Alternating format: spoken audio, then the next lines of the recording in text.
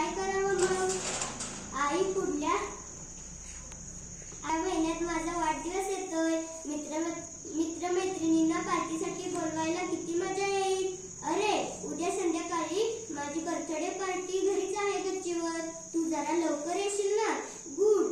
अगं खूप धमाल करू. हो सगळ्यांना आता फोनवरच सांगते. बाय. वा किती मस्त वाटेल असे फोनवर करताना. आई अगं शाळेत अचानक सुट्टी घ्यावी लागली तर उगीच बोलणी ऐकावी लागतात सरांची.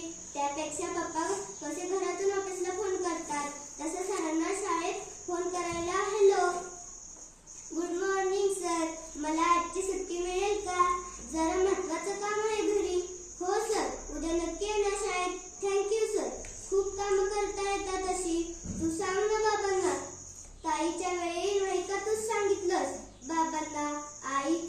ताई तुझी लाडकी आणि मी काय दडकी का ग? आता तुझ्याकडे नसला म्हणून काय मलाही नको का मोबाईल? अगं माझा मोबाईल आला की तो आपण दोघी मिळून वापरू. नक्की. आजी तू नको आईला रागूस. काय म्हणतेस? तुम्हा मुलांना मोबाईलवर किती वेळ बोलावं याचं भानच नसतं. अगं मोबाईल फोनमुळे कोणालाही संपर्क करता येतो. दादा तर सारखं मित्रांना सांगतो, अरे मी ग्रंथालयात अभ्यास करतोय. तू म्हणतेस ते खरं, पण मोठी माणसं आम्ही मुलं नाही करणार. देऊन तर बघा कधी मोबाईल आमच्या हातात.